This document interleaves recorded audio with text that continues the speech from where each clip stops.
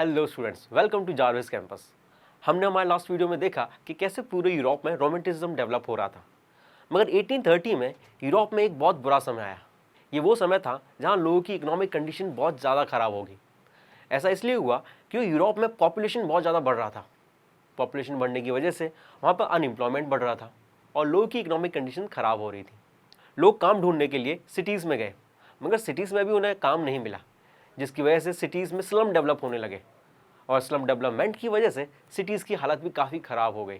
इसके अलावा एक और चीज़ हो रही थी यूरोप में जो सामान था वो अब इंग्लैंड से आने लगा था और ये सामान काफ़ी सस्ता होता था। क्यों?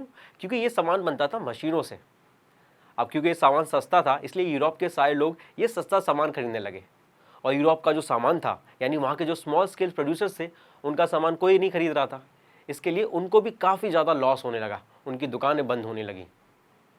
इसी साल लोगों का क्रॉप प्रोडक्शन बेकार हो गया, फसल बर्बाद हो गई, जिसकी वजह से खाने के प्राइस बहुत ज़्यादा बढ़ गए और लोगों को खाने में भी प्रॉब्लम आने लगी।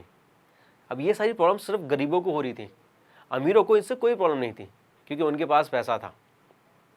1848 में फ्रांस की सिटी पेरिस की हालत इतनी बुरी हो गई कि वहाँ के लोग प्रोटेस्ट करने के लिए सड़कों पर उतर गए।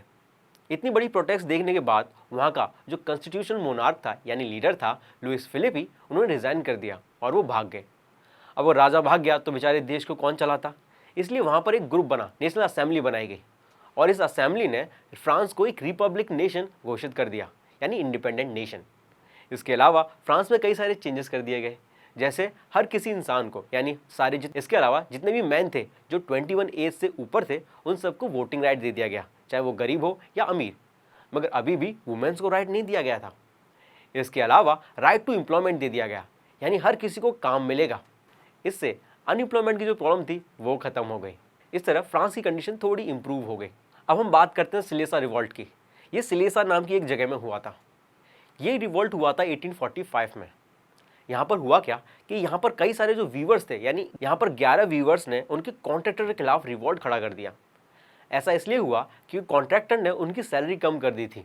इससे गुस्सा होकर वीवर्स ने कॉन्ट्रैक्टर के घर पर काफ़ी तोड़ मरोड़ कर दी और इससे डर के जो कॉन्ट्रैक्टर था वो गांव में छिपने के लिए भाग गया।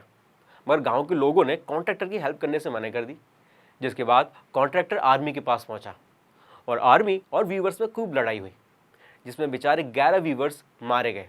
ये वीवर्स का जो रिवॉल्ट था ये तो फेल हो गया, मगर पूरे यूरोप में अब नेशनलिज्म डेवलप हो रहा था या हो चुका था।